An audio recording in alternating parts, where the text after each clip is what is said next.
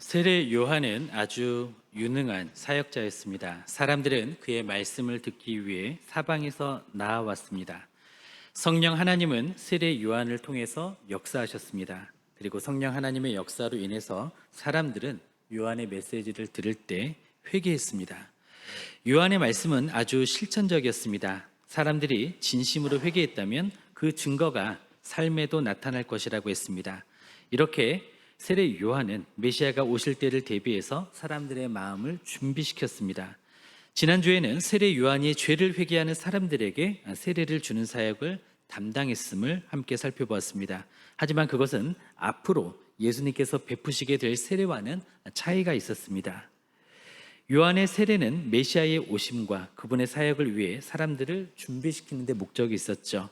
그것은 구약의 정결법 쪽에 가까웠습니다. 제사장은 백성들에게 하나님께서 역사하실 때에 하나님의 그 역사를 준비하면서 그들을 정결케 하는 예식을 행했습니다. 세례 요한은 마치 그와 같이 메시아가 오실 것에 대비해서 백성들을 준비시키고 있었습니다. 요한은 회개하라고 물세례를 주었죠.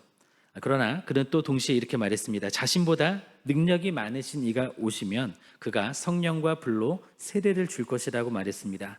또한 자신은 그분의 신을 들기에도 합당하지 않다라고 자신을 낮추었습니다. 그러면서 자신에게 사람들의 관심이 집중되는 것을 원하지 않았습니다. 요한은 자기에게 세례를 받으러 오는 사람들에게 예수님께서 베푸실 세례는 이보다 훨씬 더 강력하다고 말했습니다. 예수님께서는 성령과 불로 세례를 주실 것인데 그 세례는 능력과 변화의 세례라는 것입니다. 물 세례가 아니라 불과 성령 세례에 대해 설명한 것이죠. 예수님은 십자가를 통해서 믿고 죄를 회개하는 사람들에게 성령의 길을 열어놓으실 것입니다. 성령이 임하면 권능이 충만하여 정결하게 될 것이고 삶은 바뀔 것입니다. 요한은 바로 이것을 예고했던 것이죠. 요한은 청중들에게 예수님께서는 손에 키를 들고 오셔서 알곡은 모아 곡간에 드리고 쭉정에는 꺼지지 않는 불에 태우실 것이라고 말했습니다. 세례 요한은 다가오고 있는 심판을 내다보면서 사람들에게 바로 메시아의 실체를 기대하라고, 곧 오실 것이니 그것을 기대하라고 하였습니다. 요한이 이처럼 강력한 메시지를 전하고 있을 때 예수님께서는 요한을 만나기 위해 갈릴리에서 요단강으로 오셨습니다. 그리고 예수님은 다른 사람들과 같은 모습으로 요한에게 세례를 받으러 나아오셨습니다. 요한은 자신이 예수님께 세례를 베풀 자격이 없으며 도리어 그분의 주님의 세례를 받아야 한다고 말했습니다. 그러나 예수님은 요한에게 세례를 받아야 하나님의 목적이 성취되는 것이라고 말씀하셨습니다. 결국 요한은 순종하며 예수님께 세례를 주었습니다. 예수님은 이렇게 세례를 받으심으로써 공생애를 시작하십니다. 따라서 세례는 예수님의 공생의 취임 의식이라고 할 수 있습니다. 저는 예수님의 공생의 취임 의식을 겸손의 즉위식이라고 부르고 싶습니다. 즉위식이란 임금의 자리에 오르는 것을 인증하고 백성들에게 알리기 위해서 공적으로 치르는 예식을 말하죠.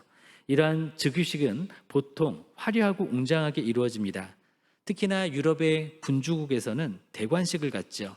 대관식은 군주가 즉위식 때 왕관을 머리에 올려 그 위상과 권력의 발동을 정식으로 공표하는 그러한 행사가 됩니다.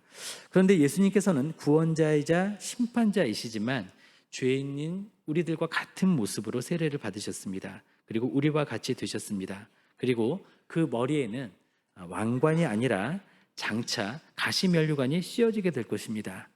예수님께서는 어디에서 출생하셨죠? 궁정이 아닌 요람에서 출생하셨습니다.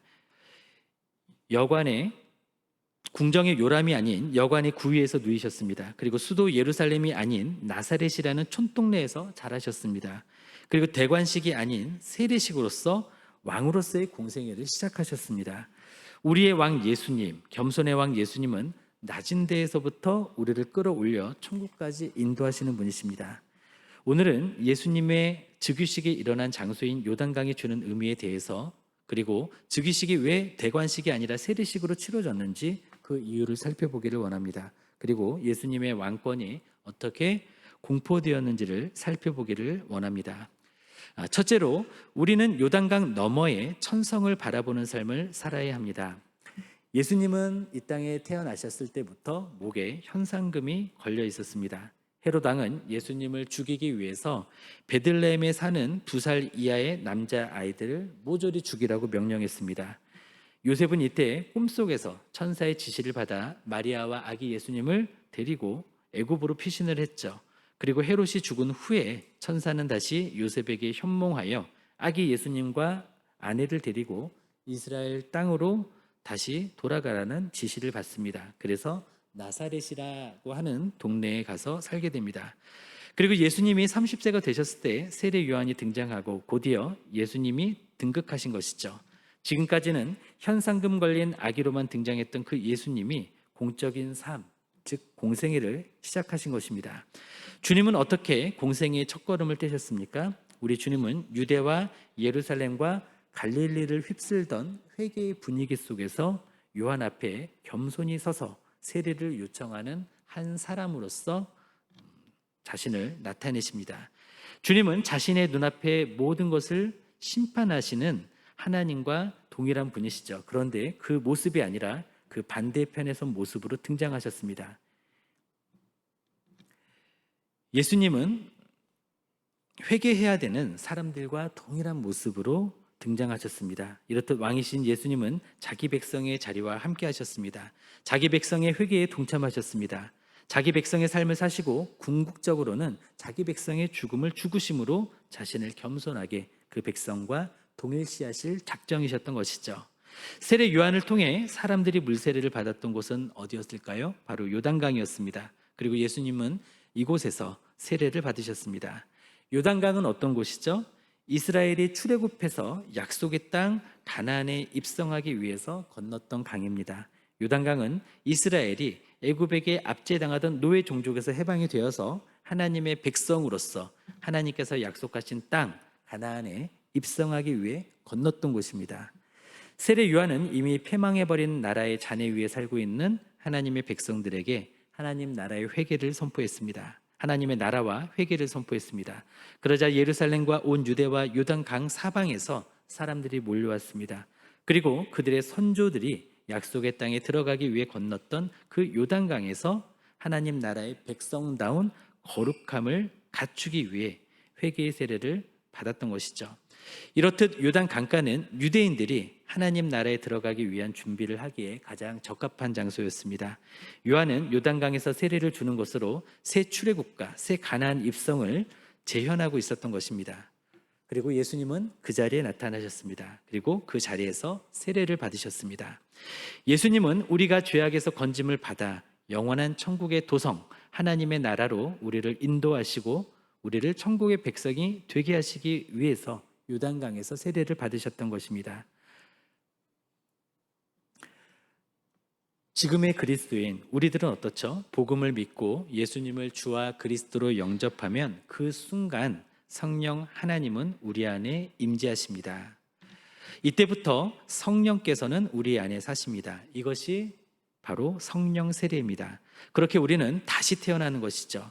그렇게 구원받은 우리는 구원의 확신 가운데 믿음의 공적인 고백으로서 회중 가운데서 또 세례를 받습니다. 그렇게 우리는 세례식을 통해서 우리의 변화된 신분을 모든 사람들에게 알리게 되는 것입니다.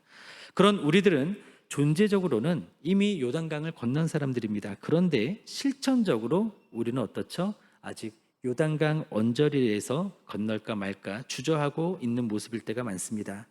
이 아침에 우리는 우리가 건너서 입성해야 할 천성을 바라보고 요단강을 도하하듯 믿음의 삶을 살기로 결단하기를 원합니다.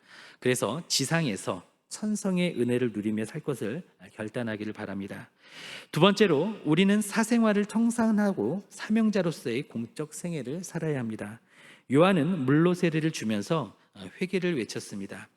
당시의 종교 지도자들을 향해서는 요한은 매우 엄하게 책망을 했습니다. 바로 독사의 자식들아 회개에 합당한 열매를 맺으라 라고 책망을 했습니다. 하나님은 이 돌들로도 아브라함의 자손이 되게 할 수 있으시다고 했습니다. 그러니 스스로 선택받은 민족이라고 자긍하면서 교만 떨지 말라고 그렇게 질책을 했습니다. 요한은 그러면서 자신보다 뒤에 오시는 분은 성령과 불로 세례를 베푸실 것이고 알곡과 쭉정이를 구별하여 알곡은 곡간, 즉 천국에 들이실 것이고 알맹이는 없고 껍데기만 있는 쭉정이는 꺼지지 않는 불, 즉 지옥에 들어갈 것이라고 그렇게 외칩니다. 그러니 회개에 합당한 열매를 맺으라고 책망을 했습니다. 그리고 메시아와 함께 천국도 오고 있다고 외치고 있었습니다.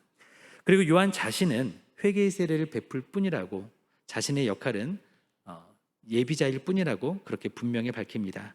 이때 요한은 자기가 외치고 있을 때에 메시아이신 예수님이 세례를 받으러 줄을 서 계시리라고는 생각하지도 못했습니다. 그런데 지금 그분이, 예수님께서 자신 앞에 서서 등장하셔서 나에게 세례를 베풀라고 말씀을 하십니다. 요한의 세례는 회개한 죄인들이 헌신을 나타내는 행위였습니다. 그런데 죄가 없으실 뿐만 아니라 심판자이신 예수님께서 죄인과 동일한 모습으로 세례를 받겠다고 그 앞에 서신 것입니다. 그래서 요한은 어떻게 했을까요? 당연히 이것을 말렸죠. 그러자 예수님께서는 무엇을 말씀하셨습니까? 우리 마태복음 3장 14절에서 16절까지 함께 읽겠습니다. 요한이 말려 이르되 내가 당신에게서 세례를 받아야 할 터인데 당신이 내게로 오시나이까? 예수께서 대답하여 이르시되 이제 허락하라. 우리가 이와 같이 하여 모든 의를 이루는 것이 합당하니라 하시니 이에 요한이 허락하는지라. 예수께서 세례를 받으시고 물속에서 올라오실새 하나님의 성령이 비둘기같이 내려 자기 위에 임하심을 보시더니. 아멘. 요한은 자신이 예수님께 세례를 베풀 것이 아니라 자신이 예수님께 세례를 받아야 한다고 예수님을 말렸죠. 그러자 예수님은 말씀하십니다. 이제 허락하라. 우리가 이와 같이 하여 모든 의를 이루는 것이 합당하다. 왕이신 예수님, 그리고 메시아 예수님은 다른 사람들과 똑같이 이렇게 세례를 받으시게 됩니다. 그리고 자신을 인류와 완전히 동일시하십니다. 그리고 예수님은 이것을 통해 모든 일을 이루게 되실 것이라고 주님은 말씀하신 바가 있습니다. 그러면 예수님은 왜 세례를 받으셨을까요? 예수님은 세례를 받는 것으로 시작으로 해서 공생애를 선언하신 것이죠. 그리고 이것은 주님께서 앞으로 십자가에서 받으실 심오한 세례를 바라보게 하시는 것이었습니다. 예수님은 장차 십자가 위에서 죽으시고 3일 만에 부활하실 것입니다. 그리고 주님은 부활하신 후에 제자들에게 지상 명령을 하시게 될 겁니다. 우리 마태복음의 결론인 마태복음 28장 19절에서 20절을 한번 볼까요? 마태복음 제일 끝장입니다. 28장 19절에서 20절입니다. 53페이지입니다. 신약성경 53페이지. 같이 읽겠습니다. 그러므로 너희는 가서 모든 민족을 제자로 삼아 아버지와 아들과 성령의 이름으로 세례를 베풀고 내가 너희에게 분부한 모든 것을 가르쳐 지키게 하라. 볼지어다 내가 세상 끝날까지 너희와 항상 함께 있으리라 하시니라. 세례로 공생애를 시작하시고 마지막 승천하시기 전에 세례를 분부하셨습니다.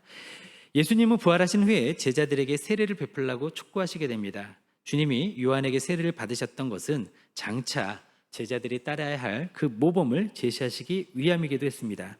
그리고 예수님은 이미 하나님의 아들이셨고 성령 하나님이 함께 하셨죠. 그럼에도 세례를 받으셨을 때 하늘이 열리며 성령이 비둘기처럼 임하시는 모습이 보입니다. 그리고 하늘에서 이는 내 사랑하는 아들이요 라고 말씀하시죠.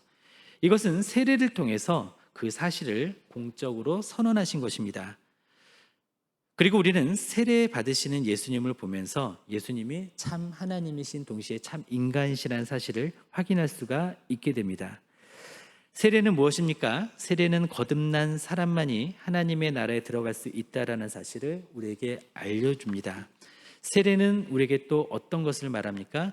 우리가 한 번 태어나면 2번 죽고 2번 태어나야 1번 죽는다라는 것을 알려줍니다. 즉 거듭나야 영벌을 면하고 영원한 생명을 받는다라는 것을 보여주는 것이죠. 그리고 예수님은 이것을 몸소 보여주셨습니다. 그렇다면 우리는 거듭났습니까? 그래서 우리의 삶은 지나간 사생애, 개인적인 생애를 청산했습니까? 과거사를 청산했습니까? 그리고 우리의 삶은 구원 그 이후에 공적인 생활을 하고 있는지, 그러한 삶을 충실하게 감당하고 있는지 이 아침에 점검해 보기를 원합니다. 셋째로 삼위일체의 하나님을 즐거워함으로써 영광 돌리는 삶이 우리의 비전이 되어야 합니다. 예수님께서 세례를 받으실 때에 어떤 일이 일어났을까요? 하나님은 삼위일체 하나님의 역사를 드러내셨습니다.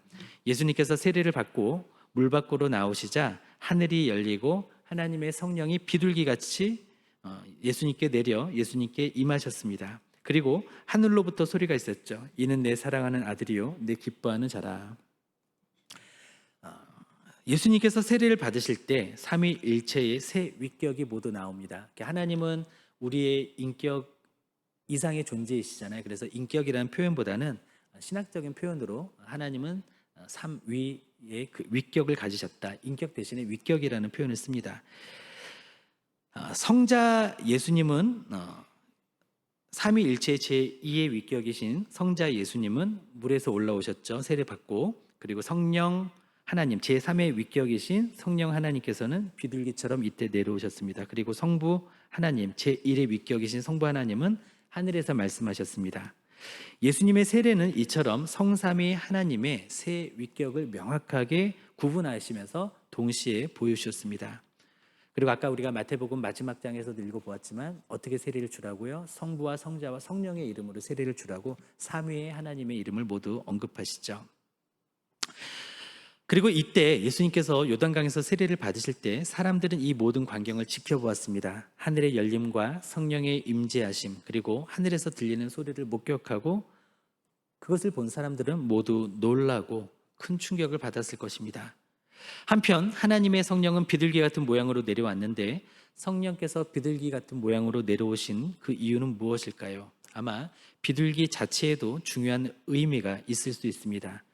비둘기는 오랫동안 그 당대의 배경 속에서는 평화와 겸손의 상징이었습니다. 예수님은 실제로 평화를 주시기 위해 오셨고 아주 겸손하게 사역을 하셨습니다. 게다가 하늘에서 하나님 아버지께서 음성으로 말씀하셨습니다. 이것은 예수님의 삶과 사역이야말로 하나님 아버지께서 인정하셨다라는 것을 보여주시는 것이죠. 하나님은 이것을 선언하신 것입니다. 예수님께서는 세례를 통해 죄인들과 하나가 되어 죄인들의 죄값을 치름으로써 아버지 하나님을 섬기겠다라는 것을 이 세례식을 통해 공식적으로 선언하셨습니다. 이 땅에 겸손의 왕으로 오셔서 이 사역을 이루시겠다라는 즉위식이 바로 그 순간 이루어졌던 것이고 삼위 하나님은 함께 역사하셨던 것입니다. 하나님께서는 성령의 기름 부으심을 통해 예수님을 왕으로 세우셨고 너는 내 사랑하는 아들이라 내가 너를 기뻐하노라 라고 말씀하심으로써 예수님의 신적인 권위를 동시에 선포하셨습니다. 그렇다면은요 좀 어려운 주제인데 삼위일체란 무엇일까요? 하나님은 성부, 성자, 성령의 삼위의 위격을 가지셨으나 완전한 하나를 이루고 계신다라는 것입니다. 완전한 연합을 이루고 계신다라는 것이죠. 삼신이 아닙니다. 세 개의 신이 아닙니다. 성경은 어떻게 삼위일체에 대해서 말씀해 주고 계시죠? 성경의 내용을 토대로 해서 성경의 진술을 제가 좀 소개해 드리기를 원합니다. 그리고 그 진술의 근거가 되는 성구 말씀도 제가 알려드릴 테니 예배 직후나 다른 날에 성경 말씀을 꼭 찾아보시면 좋겠습니다. 지금 다 받아 적으시기 어려우실 수 있으니 우리가 동영상의 예배 영상이 올라가면 그때 그것을 확인하시면 좋을 것 같습니다. 첫 번째 진술은 무엇이냐면 하나님은 한 분뿐이다 라는 것이죠. 신명기 6장 4절 말씀입니다. 두 번째, 성부는 하나님이시다. 요한복음 6장 27절입니다. 세 번째, 성자는 하나님이십니다. 요한복음 1장 1절 그리고 14절입니다. 그리고 네 번째, 성령은 하나님이십니다. 사도행전 5장 3절에서 4절입니다. 그리고 다섯 번째, 성자는 성부가 아니십니다. 즉 성자 예수님과 성부 하나님은 구별이 됩니다.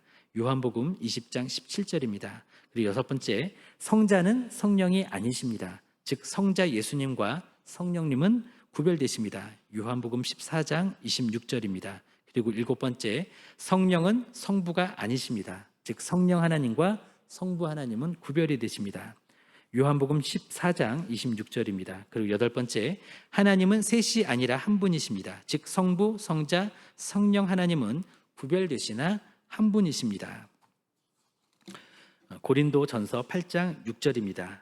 우리가 성경을 진리로 성경의 이와 같은 진술을 믿는다면 우리는 하나님의 이 신비를 온전히 이해하지 못해도 우리는 믿음으로 고백하고 하나님께 예배할 것입니다. 초이성적인 삼위일체의 진리는 이해의 영역이 아니라 믿음의 영역이라는 사실을 우리는 기억하기를 원합니다. 그리고 우리가 다 이해할 수 없기 때문에 우리를 초월하시는 그 하나님을 온전히 경배하기를 원합니다. 우리는 이러한 신비의 하나님을 즐거워하고 하나님을 즐거워함으로써 영광을 돌리는 삶을 살아야 합니다. 우리는 전도를 하고 선교를 하죠. 그러나 그것이 최종 목적이 아닙니다. 우리 주변에 하나님을 몰라서 예배하지 않는 사람이 있기 때문에 우리는 전도를 합니다. 또 그곳에 예배가 없기 때문에 우리는 선교를 합니다. 소교리 문답에 있는 것처럼 우리의 삶의 목적은 하나님을 즐거워하고 하나님께 영광을 돌리는 것입니다. 예수님께서 이 땅에 오셔서 회복시킨 것이 바로 이것이었습니다. 타락한 죄인이 구원받고 예배자로서의 그 영적 지위를 회복해서 하나님과의 관계를 회복하는 것, 이것이 주님의 비전이었습니다. 또한 하나님께 영광을 돌리게 하는 것, 이것이 예수님이 이 땅에 오신 목적이고 비전이었던 것이죠. 바라기에 우리 모두는요, 우리가 건너서 입성해야 할 천성을 바라보고 요단강을 도하하듯 믿음의 삶을 살기로 결단하기를 원합니다. 또한 우리가 여전히 살아야 할 이 지상에서 다시 태어난 거듭난 그리스도인으로서 거룩한 인생이 되기를 결단하기를 원합니다. 그리고 우리의 창조자가 되시며 타락한 우리를 구원하시기로 작정하신 성부 하나님과 또 우리를 대신해서 심판받으시고 사망 권세를 깨트리는 부활로 승리를 약속하신 성자 예수님과 우리를 거듭나게 하시고 거룩하게 하시고 영화롭게 하실 성령 하나님을, 그렇게 성삼위의 하나님을 즐거워함으로써 영광 돌리기로 결단하는 우리들이 되시기를, 저와 여러분이 되시기를 예수님의 이름으로 축원드립니다. 기도하시겠습니다.